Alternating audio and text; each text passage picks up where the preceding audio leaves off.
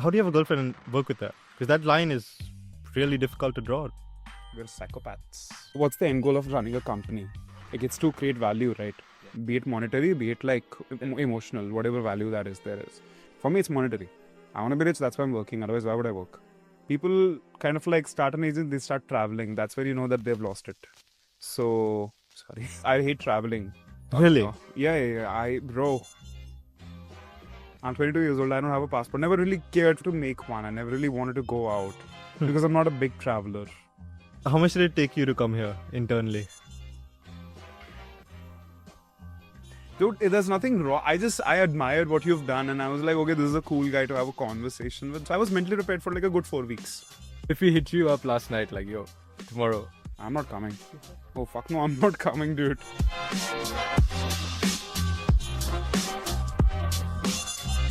How do you have a girlfriend and work with that? Because that line is really difficult to draw.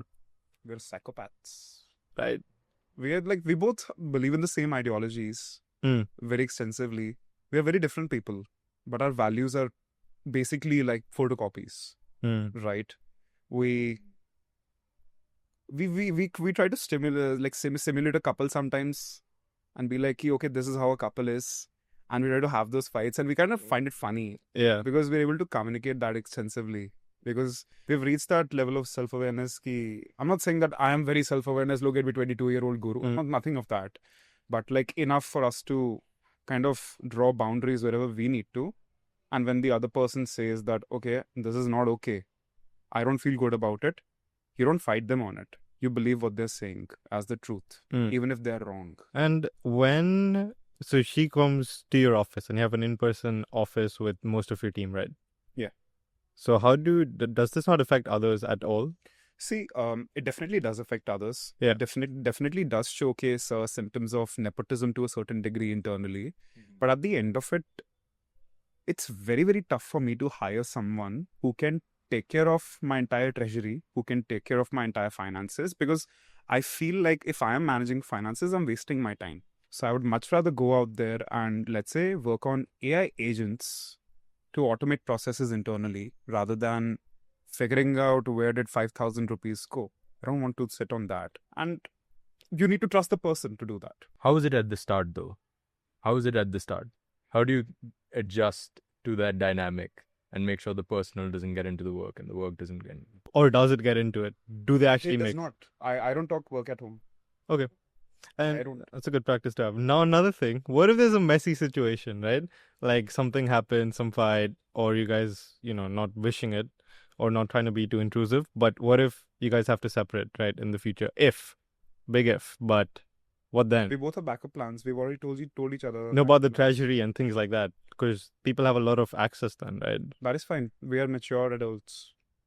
Okay. We both understand the risks that we both have like our own insecurities, right, as people. But we just communicate them so well so that these insecurities don't exist anymore. Tell me more. I'm also getting People to know feel you. that I don't believe in love until they meet someone they love. That's just how it happens. But yeah, go on. Like, it's first time meeting you. Would love to know more about how, things started. TAL64. Yeah. It got acquired, if I'm not wrong. TAL64 was the startup fund that I joined, through which we invested in other D2C startups and B2C startups. We were part of a gaming startup's recent round.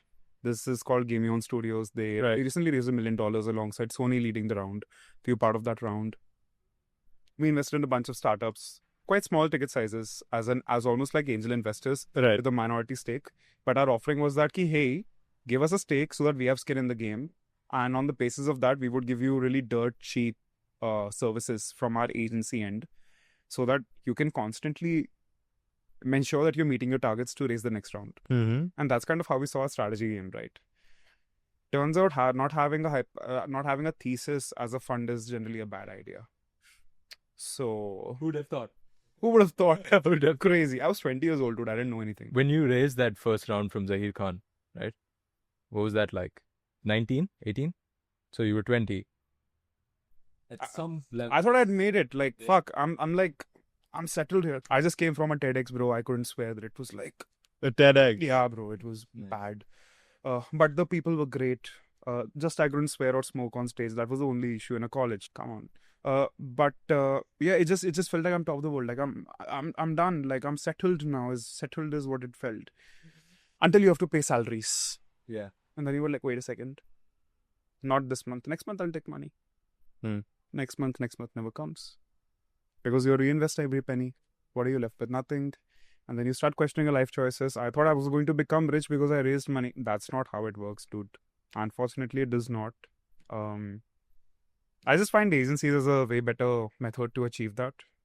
Right? It's just the problem with agencies is that venture capital kind of gives you the lubrication that you require. With they say that. What was that thing? Life's dildo comes with consequences. I have no idea about that quote. No idea. No, I've never heard that. So, around the point that you made that you think agencies are a better model, they're also people-driven, right? At the core.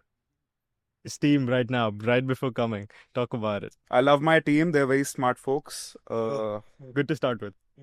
The problem is, it would be funny. It would be like it's a paradox of sorts, right? I'm not exactly very outgoing as a person. Not exactly someone who reaches out to people, who does it. Like me replying to his story, to Subah's story, saying that, love your stuff, dude. It's the max social interaction I can manage. After that, whatever may happen, I'm not part of it. I did not send this message. I was sleeping.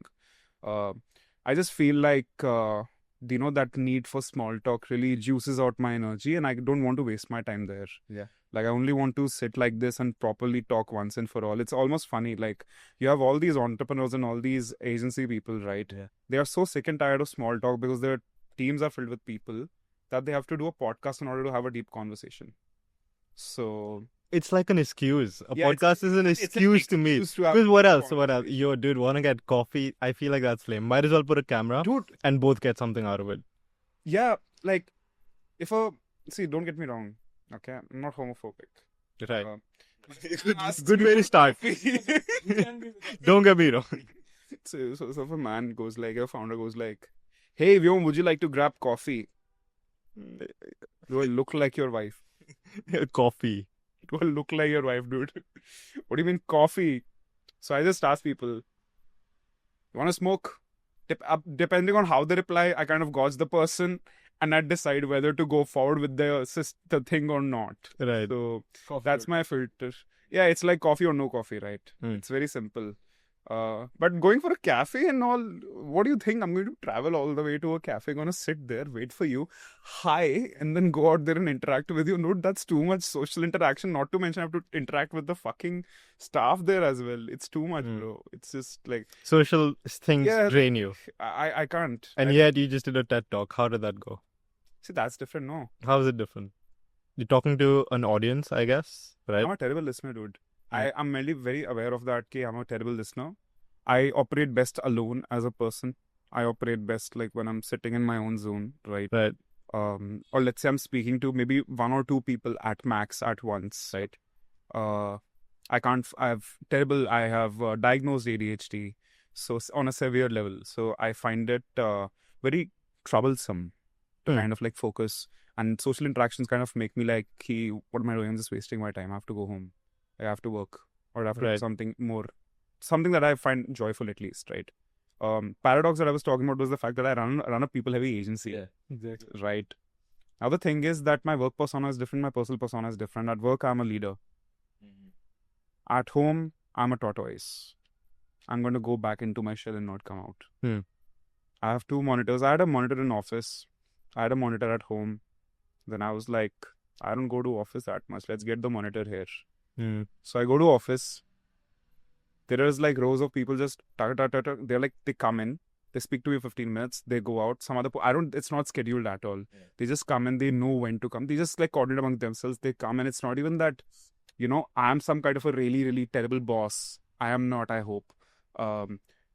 It's that they empathize a lot, right? They empathize that this guy needs his space a lot. Yeah. And they are extremely, extremely empathetic people. Very smart, very empathetic folks. So navigating life with the social anxiety part of it, and having, of course, deep conversations over vegetarian snacks and water. Nice. Right. You said something along the lines of I'm a terrible listener and other such stuff. So how do you see that at work? Depends if I'm being paid. See, if it's a sales call, then definitely I have to listen because I have to kind of social engineer what the person is saying to give them exactly what they want, so that they don't go and tomorrow change the brief, because that's just loss for me, right? So from that front, I feel like I just communicate through text mostly. I really avoid calls. Like, I've been in that situation where I have 6 calls booked on my calendar, and I've also been in that situation where I have no calls. So I'm currently going through my no calls phase, where at max I can have 1 call in a day, and as I have 1 call, the rest of it, if it can be async, I prefer if it's async. You think you do better then? Yeah, I do a lot more better in async. But at the same time, if I'm focused on another project, then I'm not even going to touch async. Like if I'm sitting on N10 or I'm sitting on LangChain or something, right? Or if I'm sitting on some other project side thing, then I can't focus there. I have to, switching there is very tough for me. So, yeah, dude, matlab, it's just that you will, like, it's about like kind of understanding who you are as a person and navigating life accordingly. And that works really well for me. How does it work for you? Navigating what? Life. That's an interesting question. How do you navigate your life? So when I say navigating, right, my definition of navigating life is like, how do you find joy? How do I find joy? I don't think about it much. Like, I think a lot of people need perhaps socialization and a bit of purpose and fun. For me, I feel like I'm more of a robot. I have tasks, I have objectives. What do I need to do to hit those objectives? And I think just by hitting those objectives, that's happiness. Things to do. Boom, boom, boom. And all the time in my head, it's like, okay, what's next? What's the next task? What's the next task? Perfect. Now, have I accomplished what I needed to in 6 months, which was the given timeline? Yes. Great. Happy. Now what's next? How do you tackle this? So I have a task list. I know what the priority is. This P4 item looks kind of sexy. Should I do that first? Right. And then I end up doing the P4 item. Then the P0 item kind of sits there, causes a wildfire in the office. And that is, I think, I struggle with that a lot. How do you deal with that? I think just having the logical side be really strong. So again, like that, I think we've all seen this one quadrant: important, not important, urgent, not that one. Power matrix. I think so. That's what it's called. So in my notes, I just have that, and I just do things. And plus, I think these environments really help me. Like before, if you asked me 6 months ago, right, I would say, why the hell do you have an in-person office? That makes no sense. Now, even though we're just doing the founder house, because these houses are like sprints of work. You can't do them for too long. That's why we're doing it for 1 month right now. And within these months, just by having your people around, there's a high level of accountability. So you have to do these tasks in order. Everyone knows what their role is, what the objectives are, and that's it. If one person isn't doing their tasks properly, we're going to call them out, and then they'll sort of maybe lose respect in the group, right? So it's really, I'd say, hardcore in a way. That's a bit of a different life philosophy, perhaps. Man, that's like Squid Game happening here. I mean, you can ask these guys as well afterwards. Fucking hell. Yeah, a bit like Squid Games, but nobody's dying, nobody's getting hurt. They're just People getting fired at max. Not yet. Yeah. I feel, see, I had a co-founder in my last company. Then I decided I'll never have a co-founder again. Why? I just lost hope, dude. What happened? See, nothing was wrong with the guy. He was kind of like a really good guy, really genius of a person, right? Understood finances better than anyone I've met, right? He was someone who never really went to college either, which is the fun part. His father is a CA and all that. And he was my co-founder in the last company, right? It's just that I find it so difficult to sustain with folks for a very long period of time. Because I feel like inevitably this person is going to get comfortable and this person is going to lose accountability. And I don't have it in me to go and tell them and hold them accountable. It's like I kind of lose respect for them there. And when I lose respect for someone, I don't want to hold them accountable. Makes sense. just feel like getting rid of them. That's what happens to me. Right. That's why get people in the first place when you're vetting them, right? Yeah. Ensure that they have high self-respect in the first place, right? If Yeah, that's see interesting. see what they'll do. Do they stick to their own word? Like, for example, in Atomic, which is our agency, we often don't give deadlines. We ask people, when can you get it done, right? So, okay, you're going to get it done at this date. We have a hiring ground server as well, where we're vetting candidates and giving them like paid work all the time. So even in that case, we're telling them, hey, when you're getting it done, this time, okay, go get it done. If they fail at any time, they're out of the hiring grounds, right? Because they're not even hired at this point. There's no tolerance. So get people who live up to their own word and then expect them to continue the same behavior and hold them accountable. That's sort of what has been somewhat working for us. That makes sense. Yeah. That makes sense. I mean, like, we've kind of had that for a while filter, but we never really named it. Okay, this filter is there. I just always felt that way for a co-founderish person who's on the same level as me. Got to have it throughout your team because that culture will spread, right? And then you don't have to deal with issues like, oh, that person missed a deadline. Even though we still deal with it, it happens inevitable. Yeah. But I feel like it happens maybe lesser than other agencies. But it's also about the DNA you set, right? Like, it's the whole one bad apple and screw up the bunch. I mean, like, I feel like employees need two things. Firstly, I don't like it when I call them employees. I call them teammates or colleagues, or right. Likewise, I think we use it less. I just feel bad about it because I always want to constantly go out there and be like, you guys are one. You have two. I will give you two things that will make you really happy as a person. I'll give you accountability and I'll give you freedom. Yeah. And I will give you 3 months. In these 3 months, you can do whatever you want, right?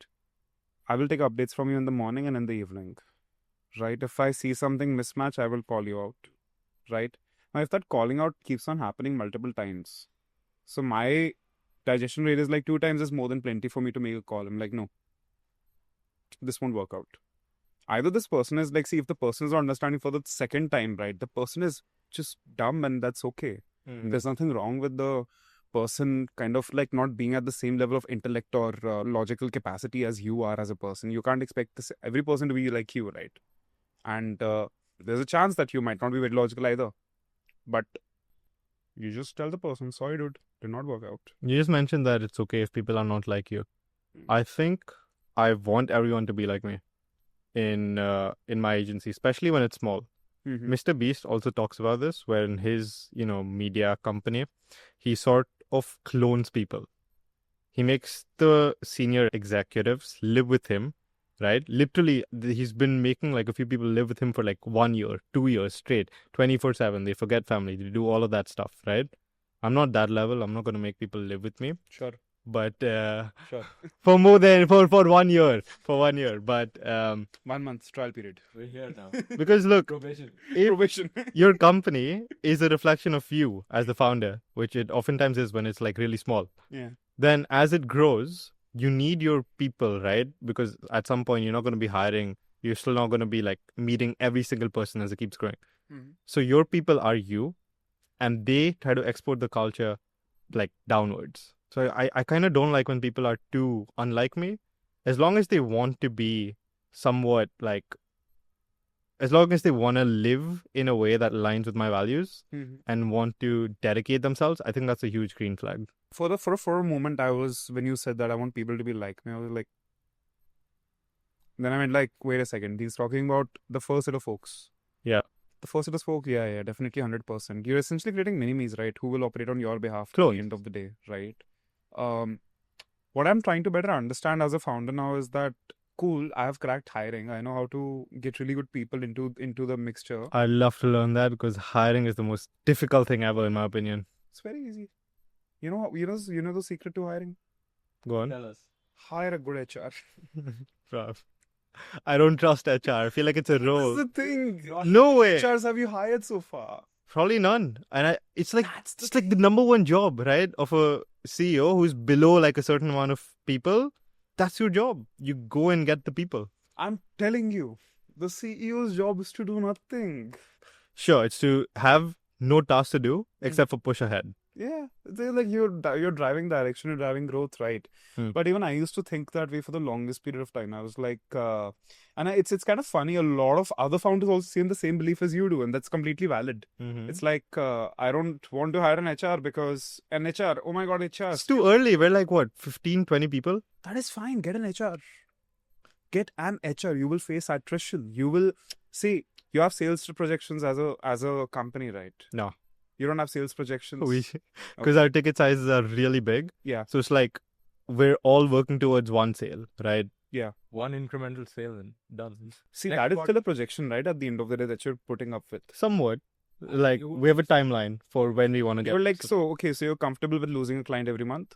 No, we don't have churn. So the thing is that, so the way it works for us is that, see, our ticket sizes are also range between, not as high as you guys. It's probably range between $3,000 to $7,000 a month, right? Yeah. $3,000 is also too less. Probably like $4,000 and above is where we start at.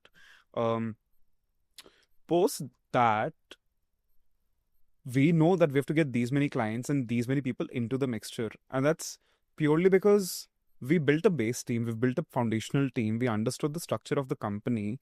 Now we want to scale. So we start looking out for ways to scale that structure. Now, if it's fine if that structure only scales till 20, there is going to be a pit stop. And then you have to circumvent that pit stop. And the only way that you will know that there's a pit stop is if you have projections in the first place. Which means you'll have to kind of like project your sales out there. You project the number of people you have to hire out there. And when things fall apart, right? And it's completely all right for things to fall apart. It's completely okay to kind of lose a client. It's 100% fine till the time you learn something out of it. The goal is to scale. If the goal is to scale, you have to fail fast for it, is what I believe in. Right? That's my philosophy. So, one of my pit stops was that, okay, my revenue is kind of like stuck at this number. It's fucking frustrating for me. What do I do? Nothing. I just look at things and I'm like, yeah, I have such terrible margins as well. What is wrong? Of course, it's Bangalore. Talent is not extremely cheap. It comes very expensive. Good talent takes a lot of time to kind of just settle in, adjust in. Cool, put a number to everything. Try, see what things get better. Okay. Put a number to the cookie, make a cookie cutter strategy for all clients and see if it actually works. It works. Okay, great. And it's all about like finding that little, levers and pulling them constantly. But you wouldn't know that you have to do that unless you have projections and you're not meeting them, is where I come from. But don't you think if you're too set in your ways, then you just stop iterating? Then you're like, okay, I have to do this. This is the plan. This is it. This is what I'm going to do. What's the end goal of running a company? Like, it's to create value, right? Yeah. Be it monetary, be it like emotional, whatever value that is there is. For me, it's monetary. I want to be rich. That's why I'm working. Otherwise, why would I work? Right? So, if I'm working that hard, if I'm working, let's say 12 hours a day, right? Completely purely out of joy. I enjoy every bit of it. If I'm working that hard and I don't know where I'm going wrong, I'm probably just wasting my time. So I don't want to work hard and not get learnings out of it. So that is why I always speed run things within the team. Like, I don't wait for 6 months to start a new vertical. I will start it. I will even, in fact, like we're going to put out a vertical for just healthcare brands in the coming, this week itself. And next week's first half, we're going live with it. Going to post everywhere on LinkedIn, try to get some inbound leads through, right? For hospitals and boutique clinics, we're trying to manage their social media and get them to do influencer campaigns with us, with a different agency brand altogether. We don't know if it will work. Better to try. The team has its own like contention, or maybe it might not work. We don't know what to try to now. Basically, try things fast and fail fast, which makes sense. And I think what you're saying around financial projections, we don't have like concrete projections, Vihaan. But what it means is like, look, we have a goal of 83K MRR, right? That is why we're here. Get all the input done so that the output catches up over the next 2 months. Oh, 100%. Is that what you would consider a projection? Yeah, that is exactly what I mean by projection. Yeah. Like your wheels. It's like training wheels, right? You're setting the training wheels. It's more like you've set an MRR goal for you to achieve, right? Yeah. Over a span of a year, you definitely most likely reverse engineered. Correct. From there on. Literally what we do as well. So you most likely reverse engineer because that's the best way to go about it. Right? Correct. You reverse engineer from there. But the thing is, there are easier ways to achieve that goal, and everyone in the company does not know, and apart from you two. You're the founders there, right?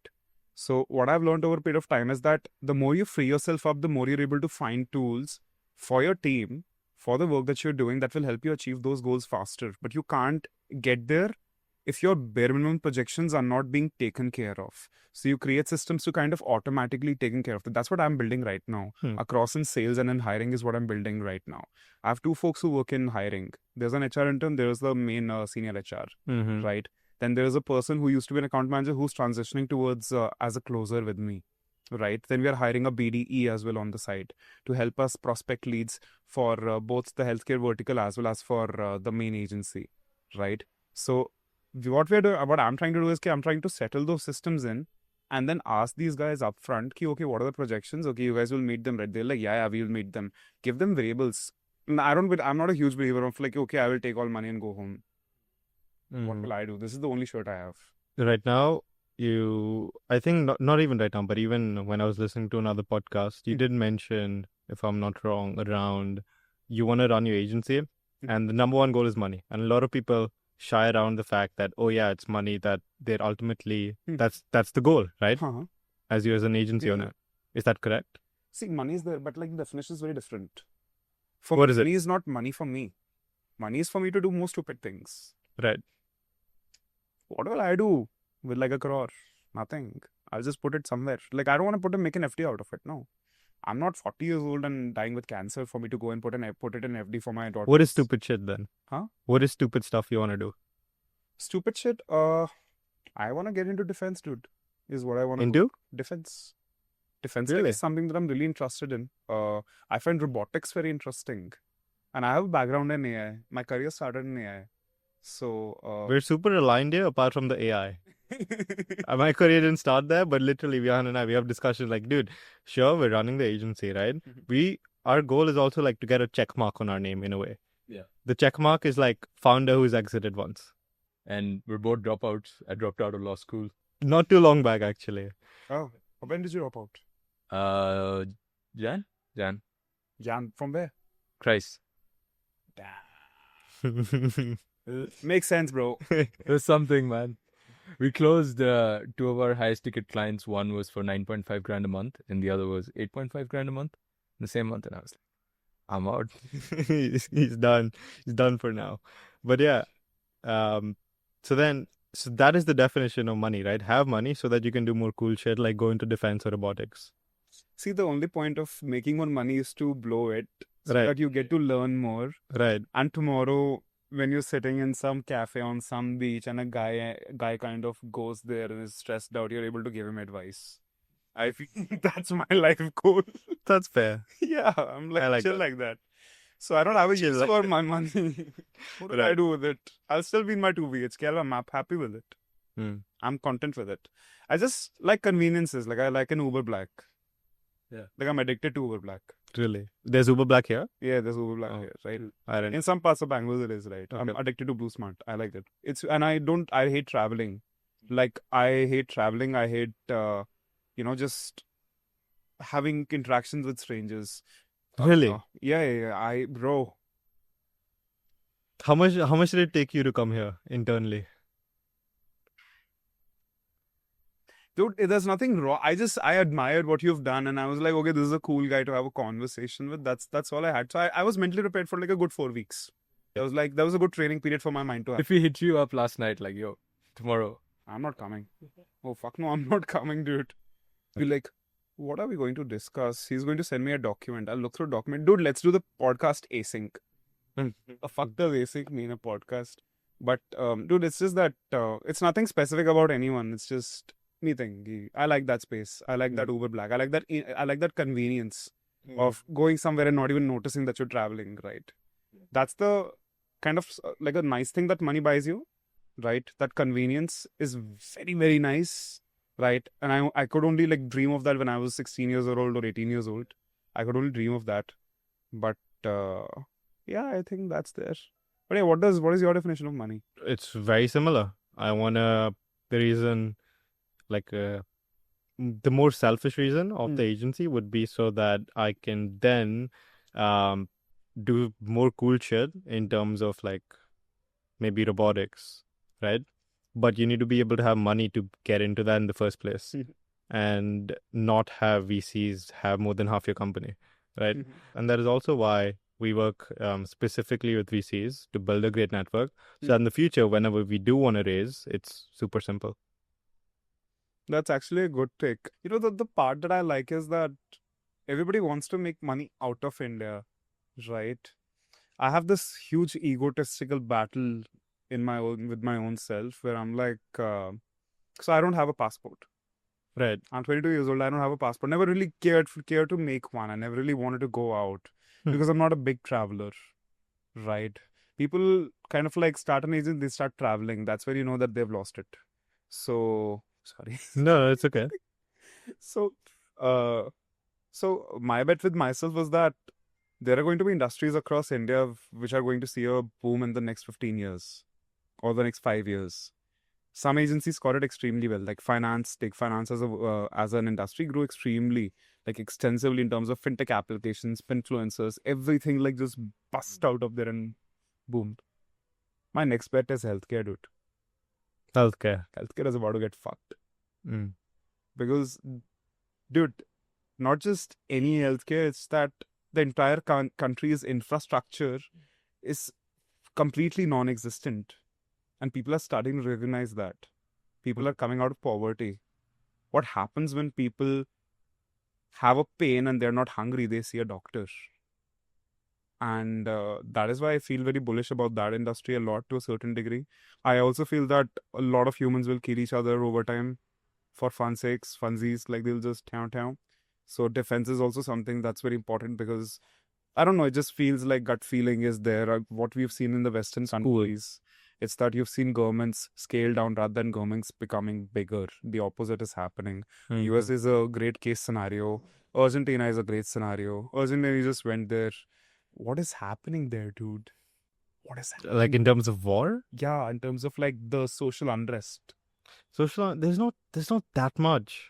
Actually, when you go and live there. Yeah. In the 3 months I was there, there wasn't a protest at all. My bet is that healthcare is going to boom a lot. I totally agree. Healthcare and defense, right? Defense, dude, I'm bullish on defense. Yeah. Right? I don't know if that's a good thing for the world, but I like defense. Yeah. And I just think it's fucking cool. Especially like, imagine making drones that are going to go and... Just imagine being farmer lucky. Also, healthcare because people want to live longer now. That's another issue. There. Vyom, you also mentioned you don't have a passport. Yeah. Why don't you like to travel? It's like if you've never done something, how do you know? No, I have traveled. I've traveled very extensively between metro cities and tier 2 cities. I've traveled to multiple locations through the 1 year that I worked in that investment company, right? It was like a boutique investment bank of sorts with a small fund of its own. Right. I did not like traveling. I did not like the inconvenience of waking up my watchman as I entered at 2 a.m. in my building of an Airbnb that I had rented out for myself in Mumbai, in Lower Parel, right? I did not like that inconvenience. See, the thing is, in my office, right? In my office building and outside my office building, I'm friends with everyone. Like, I'm friends with both of the competitors, tapris, who sell cigarettes, and I buy from both. I'm friends with the guy who serves me biryani on my table. Okay. In fact, I bribe him so that he delivers it directly to my office. It's like 100 meters away. Right. So he just comes. He's like, "Batana mat unko." Done. Won't tell him. And he comes and delivers. I just like building ecosystems where I can kind of flourish, right? I know that I am happy. Why would I do anything to change that? Professionally, I'm a different person. Personally, I'm a different person. Fair enough. I do think that traveling in that sense that discomfort will make you grow in a way. 100%. But for that, I will need to work less. I will have to kind of like slow down quite significantly. Really? In terms of my sprints. Let's say, okay, so assume you're doing a sprint. What happens after a sprint? Because I don't think you can possibly sprint for your entire life, right? You need breaks. How do you deal with those breaks? What do you do in that? For me, the breaks will come, I feel, when I have achieved something which is significant enough for me to. So I kind of like measure my self-worth in terms of when was the last time I went home. Because if I'm going home, I most likely have something to show. Otherwise, I don't go. I go like once or twice in a year, I go home. Even though I could go every month, I don't. So that is your relaxation, basically. That is my relaxation. Even though my parents, I hate Faridabad. I know, dude, the comfort of aloo paranthas being served on your table in the morning hot is nice. Like for a change, you're not ordering from Empire. Like it's nice. Yeah. So my parents' home is like kind of my vacation spot, is what I feel. Sure, I can go to a beach, but then the sand will get into my Crocs. Hmm. Then I'll be icked. Or that the taxi driver is going to be rude. I just want things to be extremely predictable so that I can comfortably keep growing my business and my direction stays like very, very focused. Like it's like one direction at all costs. Like I'm pretty aggressive when it comes to destroying distractions. You're also a huge fan of learning. Yeah. I think it's correlated. It's kind of selfish, I feel. It's quite selfish to be a person who, likes to learn, but at the same time doesn't like distraction. How does that make sense? It's self-contradictory, Yeah. So that's what makes it becomes selfish. So people around you can't really understand what you're really up to. Now you have to figure out ways to communicate that. So I think that learning part is common, I feel, in everyone who is doing well in life. It's like I've not met a single successful person who's not curious as a person. Right. I've heard this in your other podcast. You've literally said the same line. Yeah. Consistency. I've never met a single successful person who's not curious. Yes. Okay. I remember that oddly. What would you say is your worst fuck up so far in terms of business or even personal life, dude? Zahir Khan threw an iPad at me. Why did he throw an iPad? He was an investor in First Check in Tal 64. What the fuck? Why do you think I left the company? Damn. Well, because I am a kid, dude. I was 20 years old. I did not know much. I was just being myself. And the problem is, if I don't like something, I don't do it. Okay, define being yourself. Tell us that story. I'm very cordial as a person. Like I do my best to make the other person around me very comfortable. Yeah. Right. So, like I've seen kind of like, for example, doing something as small as getting someone who you're going to meet, right? Alvin croissant, because they'll like it based on your past interactions with them, right? So that is the personal side is kind of very wholesome, right? The professional side is the asshole side of things, like extremely asshole-ish, right? It's more like someone will joke something really hilarious, but the entire team is watching my face waiting. If I laugh, then they will laugh type scenario, right? But with Zahir, it was the dynamics started with like him teaching about cricket, about how cricket is. Because I was a nobody. I didn't understand anything about cricket. This was IPL of 2024, right? 2023 IPL we are talking about. And the IPL is going on. He needs personal branding right now. So who do they call? They call me because turns out the guy I used to have a personal branding agency. And they call me in and I go in. And I try to help him out. And that's why I moved to Mumbai for like 3 months to help him out with this stuff. In the end, I don't know. I kind of ended up touching base with other cricketers to a certain degree who shall remain nameless. Got their phone numbers, touched base with their managers, and kind of like just make connects with them. And that did not sit well with Zach. So alongside like, I'm a kid, dude. I don't know how to behave in a professional setting. Right. I will break rules. I'm still learning. So I did break a lot of rules. So I did kind of drive him to a point of crazy frustration where he was like, this guy is a dumb fuck. And then this is 2 years old of a story, right? So that has been there. Apart from that, I don't really consider fuck ups. I think I kind of just consider them like stepping stones of sorts. Like I'm like, move on. Anything in the journey you regret? Nah, dude. No. Nothing that I can regret right now. Whatever I want to do, I did it. I'm already done with it. So I don't have like any specific regrets. I wish I was more kinder to myself. I wish I was more kinder to people around me as a person. I was more empathetic with, like, emotionally, I have been a very dumb person my entire life. And I'm now coming to terms with why being emotionally available as a person makes you a lot more smarter. Apparently, it's a thing. How did that realization come about? Therapy, bro. 6 months of therapy. Yeah, that was something. And psychiatric help as well I took to figure, because I've always been that person who wants to say I was going to the gym, but I was not feeling good about myself. Or it's that I had body image issues. It was more like I feel bad about something constantly. So I sought out therapy. sought some therapy, and later realized that I need to get my brain in check. Then I need to get my body in check, not the other way around. It does not work the other way around, no matter how hard you try. There are ways to get it done. Some people find it lot more easier. That if they work out, if they get their bodies in check, I'm assuming that you're that kind of a person. Working out is an outlet. It's an outlet, right, for you. I am saying, why do I need an outlet is my question. Why can't I process those thoughts and feelings internally instead of trying to let them out? Because you get jacked in the process. I get jacked in the process. Good one. Yeah. No, yeah, that makes sense. So I saw therapy. So my goal in life has always been like, if you were to ask you what's the actual goal, it's like I want to achieve the best potential that my mind and body together can offer is what I seek as a person. And I think that's a value that a lot of other folks that I know share. They're like, they either want to just meditate all the time, or they want to do the stuff that I just told, want to achieve the best in body and mind, right? Or they just want to do stupid shit. So he happens to be all three.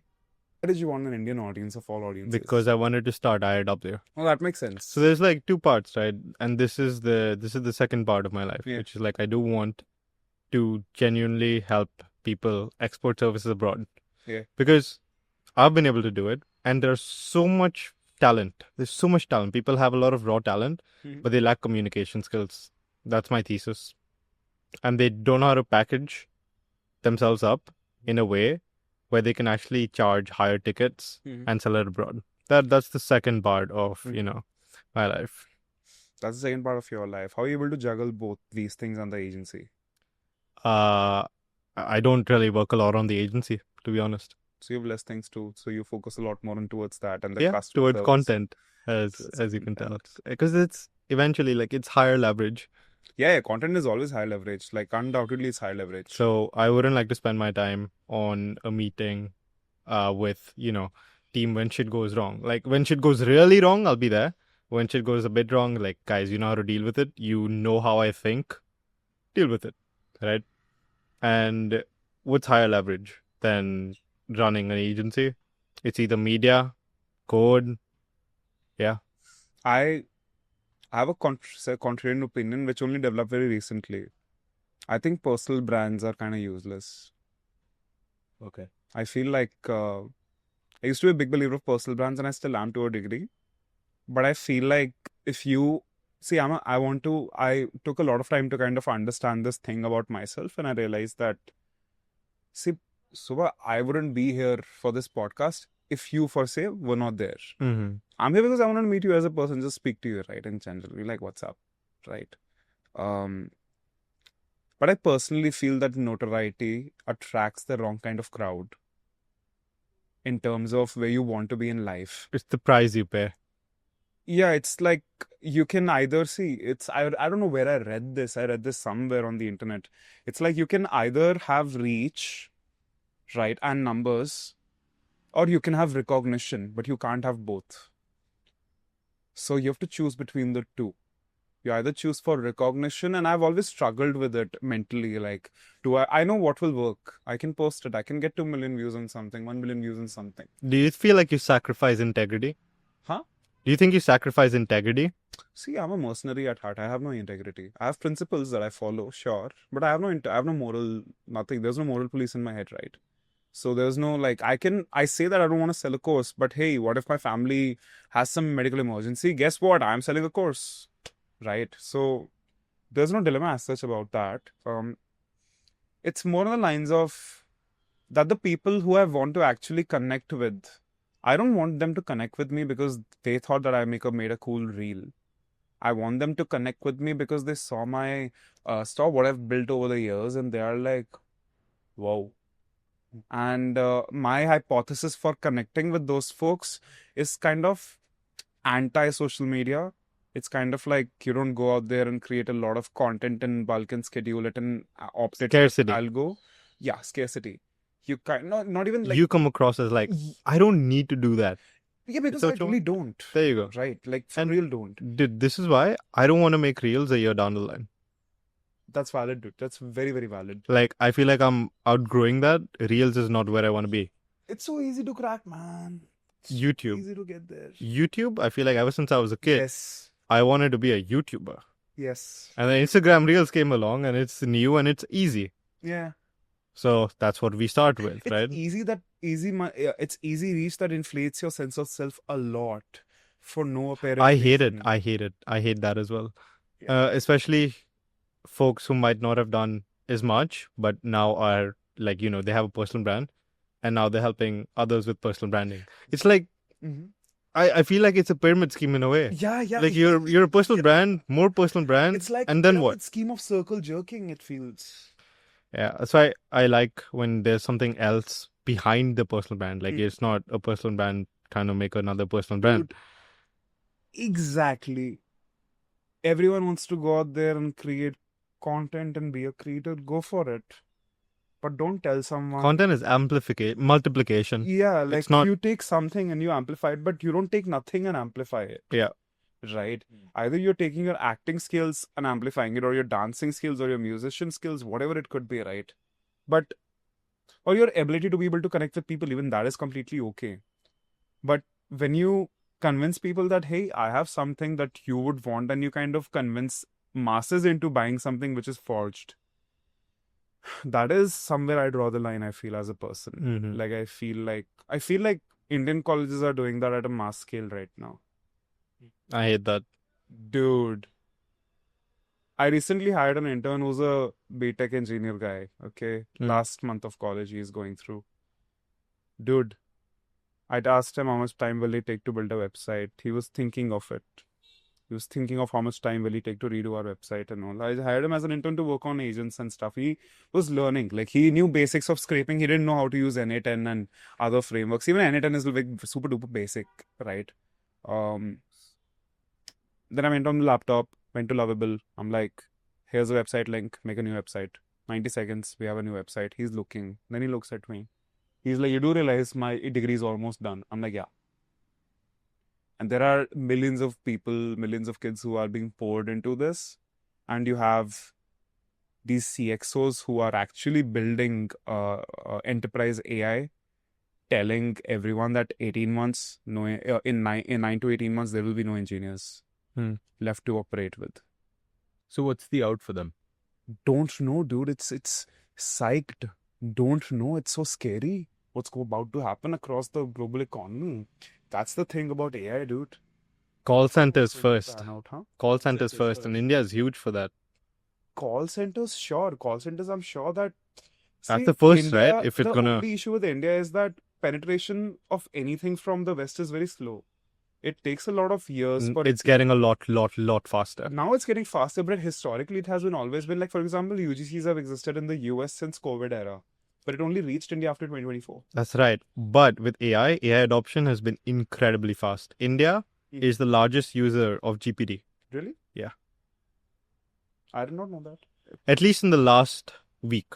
Mm-hmm. Especially because of the Ghibli shit, right? That came up. Boom. Good. India became the largest user the past week. Dude, sir, I don't really know what's going to happen to... but it's good in a way, right? That adoption has become so much faster here. Yeah. Best guess is that there will be more consumers and there'll be a lot more executors as well, like innovators of sorts. Yeah. Like a lot of people who are just micro entrepreneurs at the end of the day, just solopreneuring, right? Whatever is there in the US finally arrives in India thanks to AI. Yeah. Is what it seems like. But what about these folks who are like, what do you think about the whole Ranveer Bhatia situation and the Kunal Kamra situation? That's such a divergent. But I think he got too much shit, man. I only know about what happened to Beer Biceps. I don't know the second person you mentioned, but Kunal Kamra. I don't know that. Oh, he's funny, dude. You watched him? A little bit here and there, but Dude, you should watch his specials. It's so good, man. Really? Well, yeah, it's very good. It's like average. If you're from north side of India, anywhere in North India, even from Mumbai and the West region, you will lose your shit while watching it. how did you think about all of this when it was all going down? The government is smart when they see that ki, hey, guess what? What? See, if your dog goes and bites someone and the person kind of like dies, you'll most likely kill your dog, right? in all likelihood. You'll be like, dude, you can't do that. You killed that person, now you're gonna die. That guy takes off an audience that has historically been extremely, extremely conservative. He did that, and the government saw that, and the government didn't come down to save him. It's as simple as that. And that was a smart dude. Like, why would the government do? Like, it's just another creator. Who is he?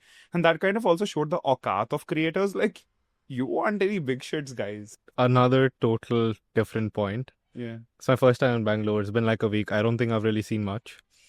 But Okay. why did you move? Or I think Faridabad might not be. Is it a big city? Probably not. It's the same exact size. 792 kilometers square and 792 kilometers square is both. Right. Hyderabad and Bangalore. Right. Yeah. What I made actually you searched shift? it. I was just curious and I went to search and I was like, what the fuck? What made you make the move? Why this city? It's vanity, dude. So, boredom is often guided by vanity, I feel, to quite a high degree. Firstly, then uske baad, of course, there's curiosity that kicks in. Ki, okay, maybe there's a long-term benefit to what you're doing. No, dude, no one thinks of long-term benefits when they're bored, right? Like, you don't go to the gym when you're bored. Generally, you don't. So, I don't, at least. Unlike you. I feel like... So I'm bored and it's just routine. Yeah, you're like, oh my god, I sneezed too hard today. Maybe I need to train this muscle. But maybe. I find gym bros very weird, dude. They're like specimens. It just happens to. It's a secondary thing for me. It's like something that you do completely subconsciously. Correct. And I'm not how do you- into how do you like the travel with gym your gym. culture. I would travel in the sense, when I'm like on vacation, I don't work out. You don't work out. No. Really? Yeah. You're not working out right now. This is not vacation. Okay, this is not vacation. No, I'm living here for a month. But where A are you month is working not out? vacation. Gym. A gym nearby. And HSR. Why did you come to HSR? We got a villa. I think that decided. Because, dude, finding a property here that was even decent Yeah. was a challenge. Yeah, dude. It was a big challenge. Airbnb hunting is like a skill. It's a proper skill. Yeah, there were no good rentals. Because the And folks will end up there. Yeah. Yeah. But could yeah. you, I know you haven't seen much, but could you guess how much this villa was rented for? 20 a night. 15? 15 grand. 15, yeah, I'm close. close to that. But that's fucking insane for this. Like, you get a lot more somewhere else, which is what, I think it's not even bang for buck. It's just like, it's awkward, man. Like, we were working last night. We had a meeting. And power cut ho raha hai. fuck. Dude, Argentina must have been so cool that I saw that house that you took on rent. That was so fucking insane, dude. It was good. It was very nice. Like, there was a pool and everything in that. How much did that cost? on a That daily basis? cost, how much is it? Like 9 grand. That's it? Yeah. Rupees or USD? USD. USD per month. Yeah. Damn. That's still a nice tag. It is, dude, especially when you divide the cost, right? If there are many, like 3-4 people there. So how many folks were there? There were 3. Oh, that makes sense. Yeah. But yeah, coming back to your questions about why Bangalore. Hmm. Faridabad has terrible weather, which means you've watched Interstellar? Yeah. So in Interstellar, in this movie, there's a scene where the world is dying and there's a big dust storm that's coming. That's an average day in Faridabad, right? That's the problem. And I happen to have inherited the dust allergy and sinus from my mother. So I find it very unbearable to be there. Faridabad also happens to be the 7th most polluted city in the world 3 years consecutively. Right. Right? It's the only award that it has won. So you have that. Then you have the people. Extremely narrow-minded. It's like the way you define narrow-mindedness is that how tight is that bubble to not be able to escape out of it? How tight does the emotional trap feel is how you define narrow-mindedness. If that's the metric, then it's fucking narrow-minded as a place to be in, where people are not open to new ideas, right? We could hear us talk about, we are sitting here, you have this coil burning, you have podcast mics, and we're talking about, bro, I'm making money because I want to get into defense. Try saying that in Faridabad. You will like, gun chahiye, gun yahan se milti hai. Kharid sakte ho. You can purchase a gun from there. No one's really serious about their careers or anything because a lot of the money is inherited and kind of just passed down generations. So no one really works as hard. The people who actually want to work hard leave Faridabad. I wanted to work hard, so I left Faridabad. That makes sense. I feel like a large part of my life has just been remote. So I literally, like, for 2 years, I would say, 1.5 to 2 years in Pune, during school and even a bit like after high school, I was literally I was there. I don't have any friends, but everything is remote. Even my circle was remote. Mhm. So I never really felt the environment kick in as much. First year of my 2020, entire year, 2020 and the first of 2021, completely remote. Best time of my life. Mm-hmm. It's a joke in my house that I did not get COVID, not even once, because I used to just be locked up in my room and I never used to come out. Yeah. You know, I just used to, if it felt humid and the AC was not working, I would just open the window, turn the fan a little bit more and try to adjust. Faridabad is very hot, extremely. But it's the problem, Faridabad, is that it's dry hot. Around the topic of friends, right? Yeah. Do you consider the people you work with, first of all, have you ever hired friends? Probably have. Don't have friends. Don't hire friends. Great. In your office, Mhm. right? How does this dynamic work? Because if I would imagine if Atomic had an office, I feel like it would be a bit of a mess, to be honest. Right? Because ultimately there are a lot of different types of people as well. Mhm. I just don't think it would work out as well. How many people are you guys right now? 25, 30, I think. 25, 30, and all in office, in person? Okay.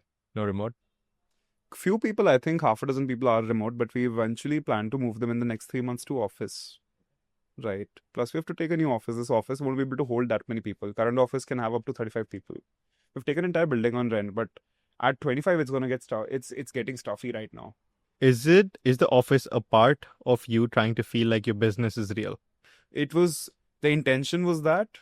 Then over a period of time, that intention kind of died, and I myself stopped going to office to a certain degree. Then I just work remotely.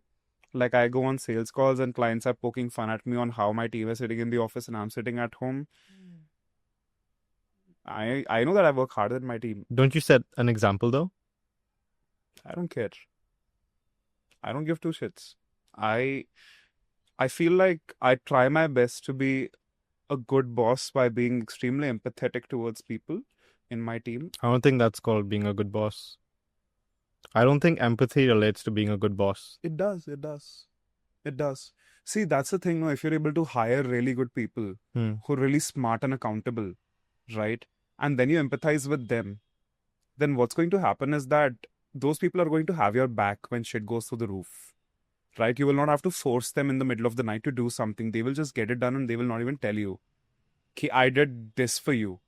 You owe me. That is not the scenario here. There's no office politics, right? There is no office politics whatsoever because I have set those guidelines internally that I don't expect shit.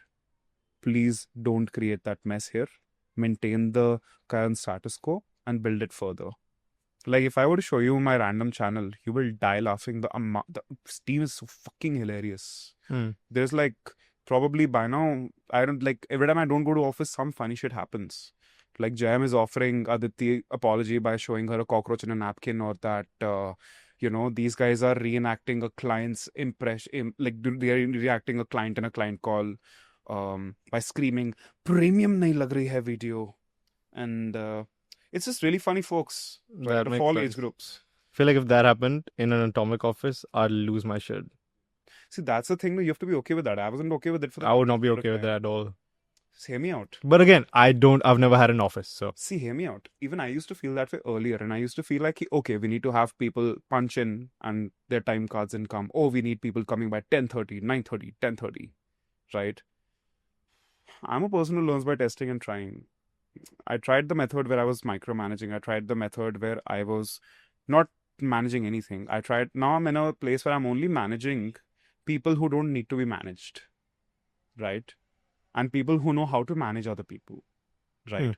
So what that does is I get to learn a lot from them. And sometimes even they are wrong. 100% they are wrong.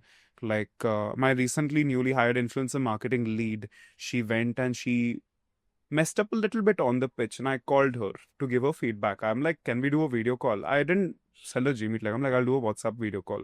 Like, sure. And she was not well. And she was apologizing. And I'm sitting and I'm like, you're fucking stupid. Why are you apologizing? It's all right to do fuck ups, bro. How will you learn if you don't fuck up?